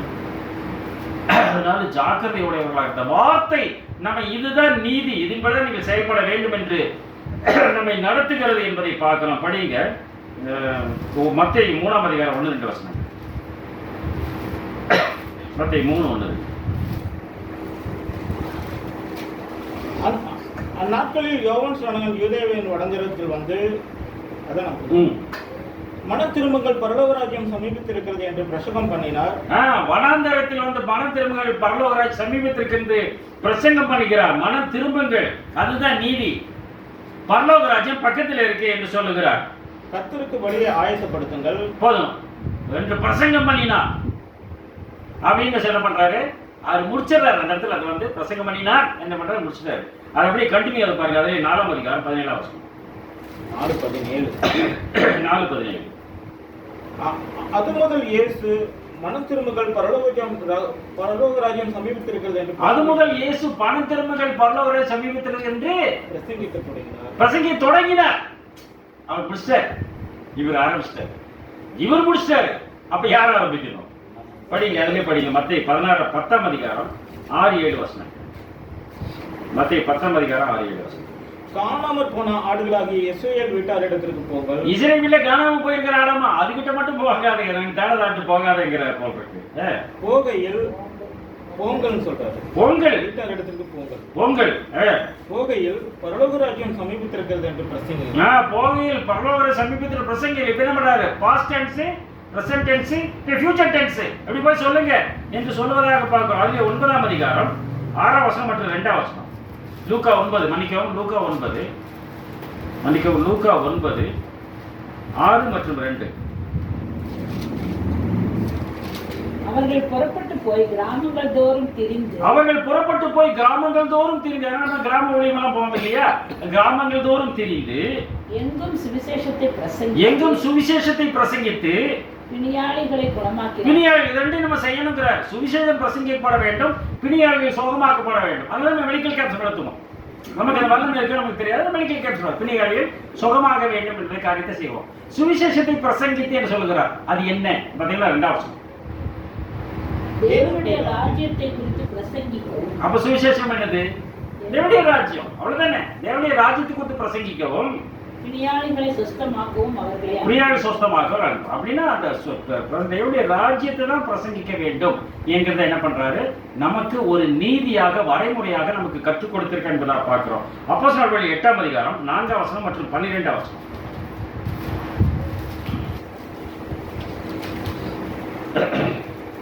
அப்போஸ்தலர் 8. சிதறி போனவர்கள் எங்கும் திரிந்து சுவிசேஷ வசனத்தை. ஸ்தேவான் கொலை பண்ணதுக்கு அப்புறம் சிதறி போனவர்கள் எங்கும் திரிந்து சுவிசேஷ வசனத்தை பிரசங்கம் பண்ணார்களாம். சுவிசேஷ வார்த்தைகளை சொல்லுகிறார்கள், நற்செய்தியின் வார்த்தைகளை எடுத்து சொல்லுகிறார்கள். படிச்சீங்களா? 12ஆம் வசனம்.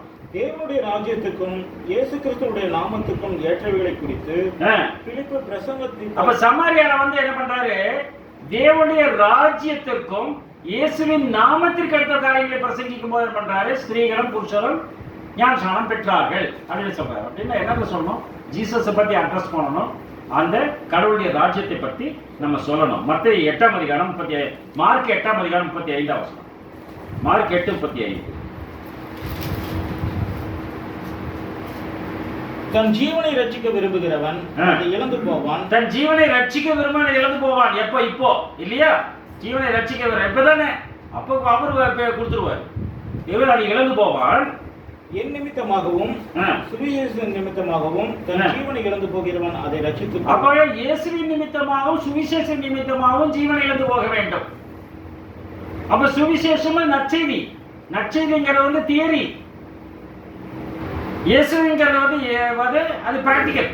இது ரெண்டையும் வந்து நம்ம செய்கிறவர்கள் இருக்கிறார். அதுல 10ஆம் அதிகாரம் 29-30.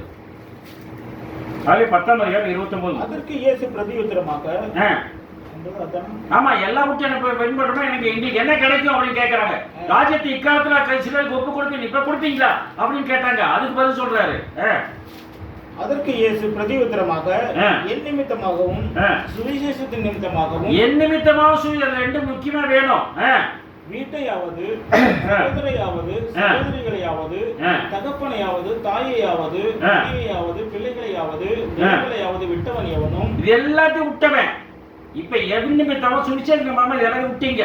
விட்டவனும் இப்பொழுது இம்மையிலே, இப்பொழுது இம்மையிலே, இப்பொழுது இம்மையிலே, இந்த இம்மையிலே துன்பங்களோடு கூட நூறத்தனையான, துன்பங்களோடு கூட நூறத்தனையாக வீடுகளையும், வீடுகளையும், சகோதரரையும். இப்ப வந்து இப்ப நான் என்ன எடுத்துக்கோங்களேன், நான் வந்து என்ன ஒரு நல்ல ஊழியம் பண்ணும்போது ஏறக்குறைய ஒரு 200-300 வீட்டுக்கு நாங்க போவோம். கொஞ்சம் நஞ்சம் இல்லை, 300 வீட்டுக்கு போவோம். அப்படி எங்களுக்கு எத்தனை வீடு? 300 வீடு இல்லையா? நூறத்தனையாக வீடுகளையும், நூறத்தனையாக வீடுகளையும், சகோதரரையும். நூறத்தனையாக சகோதரர்கள். எனக்கு என் கூட வந்து ஒரே ஒரு அண்ணன், அவர் இறந்து போனாரு. இப்ப எனக்கு எத்தனை அண்ணன்? நிறைய பேர் இருக்கிறாங்க. அண்ணன் தம்பிக்கு இருக்காங்க, அண்ணன் தம்பி நிறைய பேர் இருக்கிறாங்க. மொபைல் எடுத்து பார்த்தோம்னா 1000க்கு மேல போகுது கான்டாக்ட் நம்பர். புரியுதுங்களா? நூறத்தனையாக இன்னைக்கு எனக்கு கொடுக்குறாரு. சகோதரிகளையும், சகோதரிகள் இருக்காங்களா இல்லையா? எனக்கு என் கூட பிறந்த அக்கா தங்கச்சிகள் கிடையாது. ஆனா என்ன அண்ணன் கூப்பிடுற ஆள் இருக்கு இல்ல? எவ்வளவு பேர் கூப்பிடுவாங்க? இப்பெல்லாம் ஐயான்னு கூப்பிடுற அளவுக்கு போயிடுச்சு இல்லையா? முந்தைய காலத்துல என்ன கூப்பிடுவாங்க? பாஸ்கர்னா இல்லையா? நூறத்தனையாக சகோதரிகள், தாய்கள் இல்லையா? போறவங்களா? ஜெயக்குமார் வீட்டுக்கு போனா என்ன பண்ணணும்? ஜெயக்குமார் வீட்டுக்கு போனோம் அம்மான்னு தான் சொல்லுவோம் இல்லையா? அம்மா நல்லா இருக்கீங்களா? பாஸ்கர் என்ன பாஸ்கர் என்ன உரிமையா மகனாட்ட பேசுறாங்க இல்லையா? அப்ப நூறத்தனையாக தாய்களையும், பிள்ளைகள் ஒரே பொண்ணுதான் இல்லையா? அப்ப வந்து அப்பா அவங்க என் பொண்ணு கூட படிக்கிற அத்தனை பிள்ளைகள் என்னன்னு கூப்பிடுறாங்க. அங்கிள்னு கூப்பிடுறது இல்ல, அப்பான்னு தான் கூப்பிடுறாங்க. புரியுதுங்களா? அப்ப நூறத்தனையாக எனக்கு பிள்ளைகள் கிடைக்கிறார்கள். நம்ம திருவள்ளுவத்துல பார்த்தோம், அதுல வந்து மனைவி கிடையாதுங்கிறத நம்ம பார்த்துட்டோம். மூல பாஷையில மனைவி கிடையாது. ஏன்னா மனைவியை விட்டுட்டுவான்னு சொல்ல மாட்டார் அவரு. தேவன் நினைத்ததை மனுஷன் பிரிக்காது இருக்க என்று சொன்னவர் விட்டுட்டுவான்னு எப்படி சொல்லுவார்? அதனால பேதுரு தான் கேட்கிற மனைவி விட்டுட்டுவான்னு சொல்றதுக்கு அப்புறம் அவர் பவுல் எழுதும்போது என்ன பண்றாரு? இவர் மாதிரி கேபா மாதிரி ஒரு மனைவியாக சகோதரி கூட்டிட்டு திரிகிற மனசிலியான்னு கேட்கிறேன். அப்போ ஒய்ஃபோட தான் அவர் என்ன பண்றாரு? ஊழியத்துக்கு போயிருக்காருங்கிறது நம்ம வந்து நம்ம பேலன்ஸ் பண்ணி என்ன பண்றோம்? அதை நம்ம கண்டுபிடிக்கிறவர்களா இருக்கணும். அப்படின்னா இது இம்மையிலே இவை அனைத்தையும் நமக்கு இப்போது இருக்கக்கூடிய வாழ்க்கையிலே கொடுத்து விட்டு வரக்கூடிய ராஜ்யத்திலே நம்மளுக்கு நித்திய ஜீவனை கொடுப்பாருங்கிறத தான் என்ன பண்றோம்? அதுல நாம் தெளிவாக நாம் புரிந்து கொள்ளுகிறவர்களா இருக்கணும் பார்க்கணும். இதுக்கு சந்தேகம் இருந்துச்சுன்னா இப்ப நம்ம ஒரு சங்கீதம் படிச்சோம், அதுல படிங்க 17ஆம் அதிகாரம் 14ஆம் வசனம். சங்கீதம் 17-14.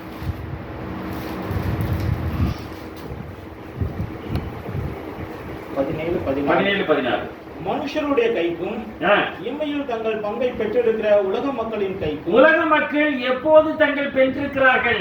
உலக மக்களின் கைக்கும் உம்முடைய கரத்தினால் என்னை தப்புவியும். அவர்கள் வயிற்றை உமது திரவியத்தினால் நிரப்புகிறீர். அவர்கள் வயிற்றில் திரவியத்தால் நிரப்புகிறார்கள். புத்திய பாட்டில் திருப்தி அடைகிறார்கள்.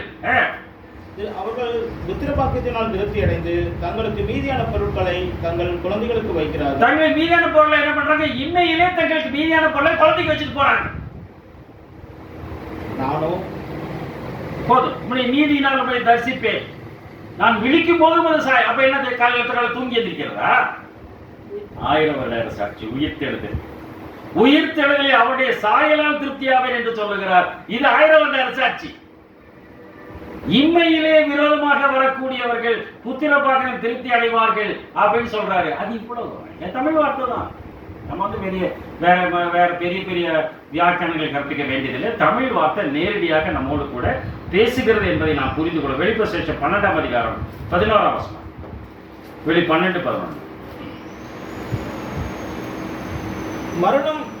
மரணம் நேரிடுகிறதா இருந்தாலும், சாவே வரதா இருந்தாலும் சரி, அதுக்கு தப்பும்படி தங்கள் ஜீவனையும் பாராமல், அதாவது என் நிமித்தமாக சுவிசேஷம் தன் ஜீவனை இழந்து போகிறவன் அதை ரட்சித்துக் கொள்ளுவான் இல்லையா? ஆட்டுக்குட்டியின் ரத்தத்தினாலும் தங்கள் சாட்சியின் வசனத்தினாலும் இதுதாங்க நீதி. இப்ப என்ன பண்றாரு? இயேசுவின் நிமித்தம் என் நிமித்தம் சொன்னவர் என்றார். இந்த இடத்துல ஆட்டுக்குட்டி ரத்தத்தினால் ஒரு படி மேல போயிட்டார். ஆட்டுக்குட்டி ரத்தத்தினாலும் சாட்சியின் வசனத்தினாலும் அவனை ஜெயித்தார்கள் அப்படின்னு அந்த இடத்துல சொல்றாரு. அதே 14ஆம் அதிகாரம் 12ஆம் வசனம். 14:12. தேவனுடைய கற்பனைகளையும் இயேசுவின் மேலுள்ள விசுவாசத்தையும் காத்துக்கொள்கிறார். அதான் இயேசுவின் மேல் விசுவாசம், தேவனுடைய கற்பனைகள், வார்த்தைகள், இது காத்துக்கொள்ளுகிறவர்களாகிய பரிசுத்தவான்களுடைய பொறுமை இதில் விளங்கும். அது பரிசுத்தவான்களும் பொறுமை வேணும்ங்கிறார். நமக்கு பொறுமை இல்லைன்னா பரிசுத்தவான் இல்லை. பரிசுத்தவானுடைய பொறுமை இதிலே விளங்குங்கிறாரு. எப்படி அப்படிங்கும் போது இயேசுவை பற்றிய அந்த வார்த்தை சாட்சி வரணும், அந்த வசனத்தின் நிமித்தமாக வர வேண்டும். அதுல 20ஆம் அதிகாரம், அதுல 1ஆம் அதிகாரம் 9ஆம் வசனம். வெளி 1:9. வெளி 1:9. உங்கள் சகோதரனும் இயேசு கிறிஸ்துவின் நிமித்தம் வருகிற உபத்திரவத்திற்கும் யோவான் சொல்றாரு, அவருடைய ராஜ்யத்துக்கு முந்தி தேடுங்கள், அவருடைய ராஜ்யத்திற்கும் அவருடைய பொறுமைக்கும் உங்கள் உடன் பங்காளனுமாய் இருக்கிற, இதுதான் சொல்றாரு, உங்கள் உடன் பங்காளனுமாய் இருக்கிற யோவானாகிய நான் பத்மத்தியோட போயிட்டேங்கிறார். அவருடைய ராஜ்யத்துக்கும் அவருடைய பொறுமைக்கும், அவருடைய சாட்சி, அவருடைய ராஜ்யம், அவருடைய பொறுமை, இதுதாங்க நீதி என்பதாக பார்க்கிறோம் என்பதாக நாம் புரிந்து கொள்கிறவர்களாக இருக்கிறோம். அதுல 20ஆம் அதிகாரம் 4ஆம் வசனம். வெளி 20:4. அன்றியும் நான் சிங்காசனங்களை கண்டேன், அவைகளின் மேல் உட்கார்ந்தார்கள். நியாயத்திற்கு கொடுக்கும்படி அவர்களுக்கு அதிகாரம் அளிக்கப்பட்டது. நியாயத்திற்கு கொடுக்கக்கூடிய அதிகாரம் அவர்களுக்கு அளிக்கப்பட்டது சிங்காசனத்தில் உட்கார்றவங்களுக்கு. இயேசுவை பற்றிய சாட்சி நிமித்தமும் கடவுளுடைய சாட்சி நிமித்தமும் சிறைசேதம் பண்ணப்பட்டவர். இதுதான் இயேசு பற்றி சாட்சி இருக்கணும், வசனம் இருக்கணும். அப்படி சிறைச்சேதம் பண்ணப்பட்டாதான் அந்த ஆட்சிக்கு போக முடியும், இல்லைன்னா போக முடியாதுங்கிறாரு. சிறைசேதம் பண்ணப்பட்டவருடைய ஆத்துமாக்களையும் மிருகத்தையாவது அதன் சொரூபத்தையாவது வணங்காமலும் தங்கள் நெற்றியிலும் தங்கள் கையிலும் அதன் முத்திரையை தரித்துக் கொள்ளாமலும் இருந்தவர்களையும் கண்டேன். அவர்கள் உயிர்த்து கிறிஸ்துவுடனே கூட 1000 வருஷம் ஆட்சி பண்ணார்கள். அப்ப வந்து அது வந்து சாட்சியின் வசனம் என்பது குவாலிபிகேஷன். இயேசு பற்றிய வாழ்க்கை என்பது அது எக்ஸ்பீரியன்ஸ். இது ரெண்டும் வந்து இந்த வார்த்தை வந்து நமக்கு குவாலிஃபிகேஷனா இருக்குது, அவருடைய வாழ்க்கை வந்து நமக்கு வந்து எக்ஸ்பீரியன்ஸா இருக்குது என்பதை வந்து நம்ம பார்க்கிறோம். படிக்க 2 நாளாகமம் 17ஆம் அதிகாரம் 9ஆம் வசனம். 2 நாளாகமம் 17:9.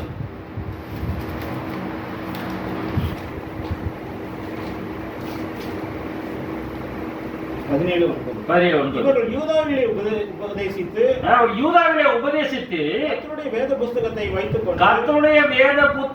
வைத்துக்கொண்டு யூதாவின் பட்டணங்களில் எல்லாம் திரிந்து ஜனங்களுக்கு போதித்தார்கள். இந்த புத்தகம் அப்ப அவங்ககிட்ட தல்மூது வேத நூல் தான் இருக்கு இல்லையா? இஸ்ரேலுடைய வேத நூல் தான் இருக்கு, தோராங்கிறது தான் அவங்ககிட்ட இருக்கு. அந்த வேத புத்தகத்தை வைத்துக் கொண்டு இஸ்ரேலின் பட்டணங்கள் தோறும் திரிந்து இந்த வசனத்தை வச்சுட்டு போதிச்சாங்க. இந்த வார்த்தையை சொல்லாவிட்டால் காலத்து வெளிச்சம் இல்லை என்று சொல்லிவிடுகிறார் என்பதாக பார்க்கிறோம். அப்படிதான் செய்தார்களான்னு பார்த்தோம்னா ஆம் என்று வாதம் சொல்ற 2ஆம் அப்போஸ்தலர் 2ஆம் அதிகாரம் 1-4. அப்போஸ்தலர் 2:1-4. 37, 33. பெந்தெகோஸ்தே எனும் நாள் வந்தபோது அவர்கள் எல்லாரும் ஒருமனப்பட்டு ஓரிடத்தில் வந்தார்கள். பெந்தெகோஸ்தே ஒருமனப்பட்டு ஒரு இடத்தில் வந்தார்களாம். அப்பொழுது பலத்த காற்று அடிக்கிற முழக்கம் போல வானத்திலிருந்து சடுதியாய் ஒரு முழக்கம் உண்டாகி வானத்திலிருந்து ஒரு முழக்கம் உண்டாகிறது. அவர்கள் உட்கார்ந்து இந்த வீடு முழுவதையும் நிரப்பி அந்த வீடு முழுசா அந்த காத்து வந்து நரிச்சிருச்சு. அல்லாமலும் அக்னிமயமான நாவுகளைப் போல பிரிந்திருக்கும் நாவுகள் அவர்களுக்கு காணப்பட்டு அக்னிமயமான பிரிந்திருக்கிற நாவுகள் போல அவர்களுக்கு காணப்படலாம். நாக்குங்கிறது டங்குன்னு தான் சொல்றாங்க, பாஷைங்கிறதும் டங்குன்னு தான் சொல்றாங்க இல்லையா? அந்த பாஷை வரம் அவர்களுக்கு இறங்கியது. அவர்கள் ஒவ்வொருவர் மேலும் வந்து அமர்ந்தது. அவர்கள் எல்லோரும் பரிசுத்த ஆவியினாலே நிரப்பப்பட்டு பரிசுத்தமானவர் தங்களுக்கு தந்தருளின வரத்தின்படியே வெவ்வேறு பாஷைகளை பேச. பாத்தீங்களா? அந்த பரிசுத்த ஆவி தந்தருளின வரத்தின்படியே வெவ்வேறு பாஷைகளை, இந்த பாஷைன்னு வரதும் முன்னாடி நாவுன்னு வரதும் ஒரே வார்த்தை தான். எதுல? கிரேக்கத்துல. கிரேக்க பைபிள் நமக்கு தெரியாது, ஆனா என்ன பண்றோம், அதை எடுத்து பார்க்கிறோம். நாவு அப்படிங்கிறது என்ன? டன் இல்லையா? What is your mother tongue என்னன்னு கேட்டு சொல்லுங்க. பிளஷ்பீங்களா?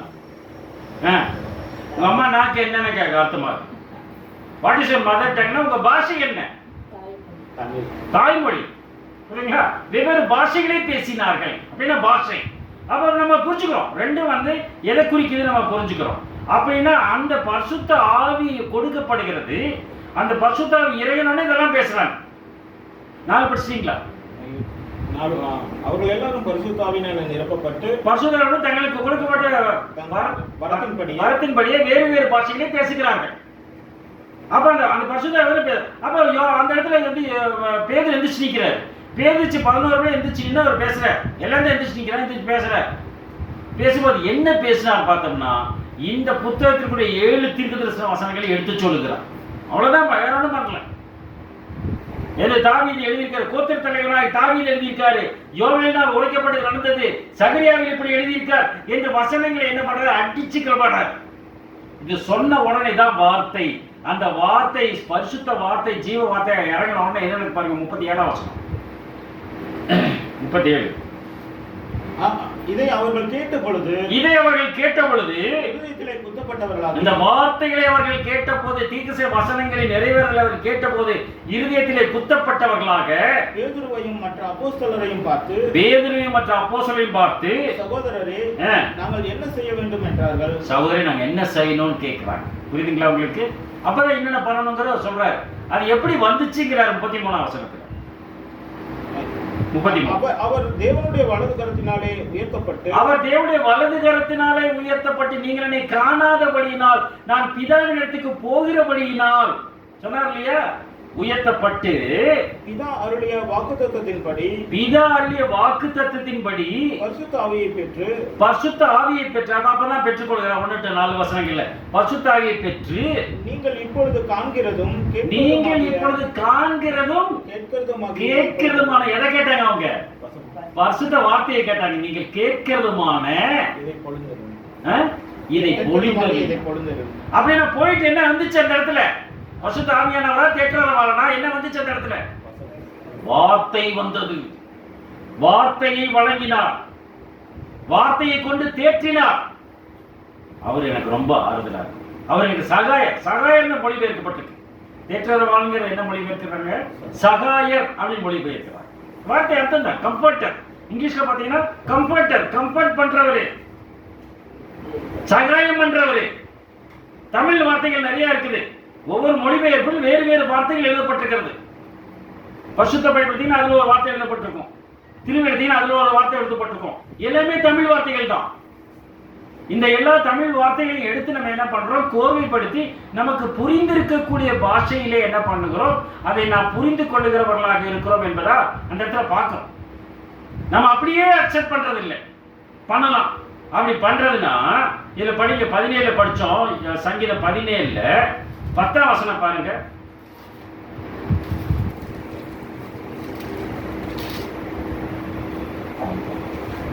அவர்கள் நினந்துண்ணிகளாக இருக்கிறார்கள். நினந்துண்ணி இருக்கிறார்கள். என்னங்க அர்த்தம்? நினந்துண்ணி இருக்க எதை சாப்பிடுறாங்க? நினந்துண்ணி இருக்கிறார்கள். இந்த வார்த்தை நமக்கு தெரியுமா? அது தமிழா என்னன்னு நமக்கு தெரியல. நம்ம இந்த புக்கில் இருக்கு, நம்ம கையில் இருக்கிற புக்கில் இருக்கு. நினந்துண்ணி இருக்கிறார்கள். 7 தடவை மண் குறையில் புடமிடப்பட்ட புத்தகம். நினந்துண்ணி இருக்கார்கள். என்ன புரியும் நம்மளுக்கு? நினந்துண்ணி இருக்கார்கள் நம்ம தான். அது நீங்க போய் தேடி கண்டுபிடிக்கணும், அவ்வளவுதான். கண்டுபிடிக்காம நமக்கு விளக்கம் வேணும் இல்லையா? இல்ல நினந்துண்ணி இருக்கார்கள் அப்படின்னு நம்ம பேசிட்டு இருக்க முடியும். இரக்கமற்ற கல் நெஞ்சங்கள். அதுதான் அதுக்கு என்ன கொடுக்கிறாரு? இரக்கமற்ற கல் நெஞ்சர்கள் இருக்கிறார். நினந்துண்ணி, அவர்கள் நினந்துண்ணி இருக்கிறார்கள்னா இரக்கமற்ற கல் நெஞ்சர்கள். ஆமா, இதுல திருவிழித்துல வந்து அவர்கள் கொழுத்து போய் தங்கள் வாயினால் இருமாப்பாய் பேசுகிறார்கள். தன் வாயினால் இருமாப்பாய் பேசுகிறார்கள். கொழுத்து போய் பிலிட்டோஸ் அப்படிங்கிற இப்ரேய வார்த்தை கொடுக்கிறார். அரகண்ட், ஏத்துக்கவே மாட்டான். அந்த மாதிரி இருக்கிறதா நினந்துண்ணி இருக்கிறார். அந்த வார்த்தை நமக்கு புரிய வைக்கிறது என்பதாக வந்தது. நமக்கு வந்து நம்ம ஒரு பிராட் மைண்ட் நம்மளுக்கு வேணும். அந்த பிராட் மைண்ட்ல நம்ம போனோம்னா நமக்கு அண்டர்ஸ்டாண்ட் பண்ண முடியும். இல்லைன்னா அண்டர்ஸ்டாண்ட் பண்ண முடியாது என்பதாக அந்த இடத்துல பார்க்கிறோம். மத்தேயு 6 அதிகாரம் 33 வசனம். மத்தேயு 6:33. முதலாவது கடவுளுடைய ராஜ்யத்தையும் அவருடைய நீதியையும் தேடுங்கள். அதான் யோவான் ஆரம்பிச்சாரு. கடவுளுடைய ராஜ்யத்தையும் அவருடைய நீதியும் தேடுங்கள், அப்ப எல்லாத்தையும் கொடுத்துவாரு. அப்ப அதுதான் செய்யணும் நம்ம. இன்னைக்கு நிறைய பேர் ஞாயிற்றுக்கிழமை என்ன பண்றாங்க? சொந்த வேலையை பார்க்க தர்றாங்க. முதலாவது தேவனுடைய ராஜ்யத்தையும் அவருடைய நீதியும் தேடுங்கள்ட்ட. இதுதான் நீதி, அவருடைய ராஜ்யம், அவருடைய நீதி. அதுதான் அவர் சொன்னார். இனி நீங்கள் காணாதபடியால் நான் போயிடுவேன், வார்த்தையை அனுப்பிச்சிட்டேன். நிறைய டிரான்ஸ்லேஷன்ஸ் இருக்கு. எல்லா ஊர்லயும் எல்லா ஊர்லயும் மொழிபெயர்த்துட்டாங்க. அந்தந்த ஊர்ல அந்த பாஷையில் அவங்க படிக்கிற அளவுக்கு இது விருத்தி அடைந்து விட்டது. புரிந்து கொள்ளுகிறார்கள். என்னை காணாதபடிக்கு நான் பிதாவிடத்துக்கு போகிறபடியால் நீதி, இதுதான் நீதி என்று சொல்லுகிறார். படிக்கிற 2 தீமோத்தேயு 3 அதிகாரம் 16-17 வசனங்கள். 2 தீமோத்தேயு 3:16-17.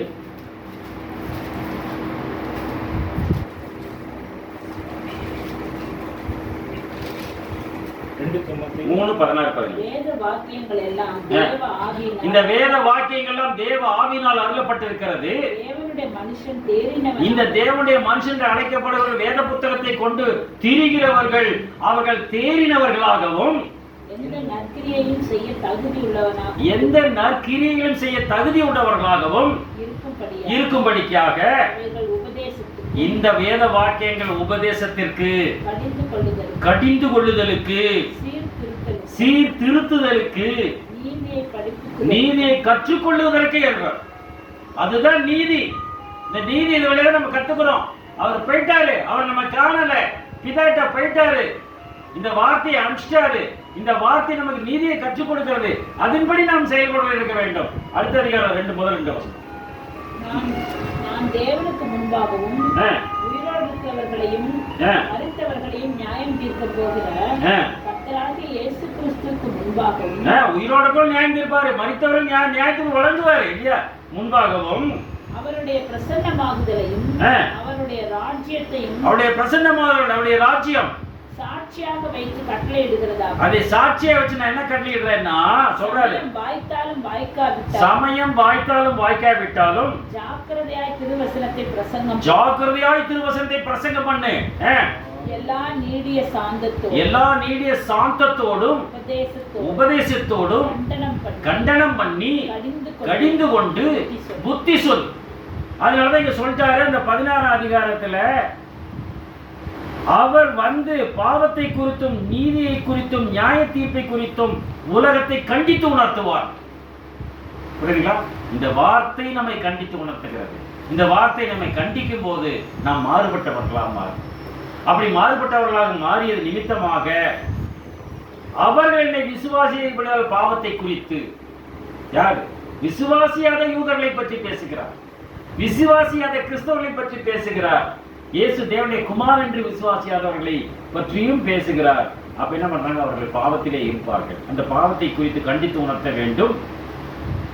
நீங்கள் இனி என்னை காணாதபடியினால் நான் என் பிதாவிடத்துக்கு போகிறபடியால் நீதியை குறித்தும், இதுதான் நீதி. அவருடைய வார்த்தை என்பது நீதி இல்லையா? அவருடைய ராஜ்யத்திற்கு செல்ல வேண்டும் என்பது பிரதான நீதி. வலதுபுறம் இடதுபுறம் சாயாதபடி பாதை இதுவே நன் பின்னாடி சத்தம் கேட்கும் வார்த்தை சத்தம் அதன்படி செயல்பட இருக்க வேண்டும். அது நீதி. இந்த உலகத்தின் அதிபதி நியாயம் தீர்க்கப்பட்டதினால் நியாய தீர்ப்பை குறித்தும் கண்டித்துள்ளார் என்று சொல்லி முடிப்பதாக இடத்துல பார்க்கிறோம். எனவே இந்த இதுல இன்றைக்கு பாவத்தை குறித்தும் நீதியை குறித்தும் நாம் தியானமாக எடுத்துக்கொண்டோம். உலகத்தின் அதிபதி நியாயம் தீர்க்கப்பட்டதினால் என்று சொல்லி இருக்கிறார்கள். நியாயத்தில் தீர்க்கப்பட்டு விட்டானோ? எப்படி நியாயம் தீர்க்கப்பட்டான்? அப்போது இவன் செயல்பாடு இல்லையோ என்ற காரியத்தை கற்றல் சித்தமானால் நம்ம அடுத்த முறை நாம் தியானத்தில் எடுத்துக்கொள்ளலாம். விதவாதியாக கடவுள் ஆண்டவர் இயேசு வழியாக இந்த வார்த்தை ஆசீர்வதிப்பார். ஆமென்.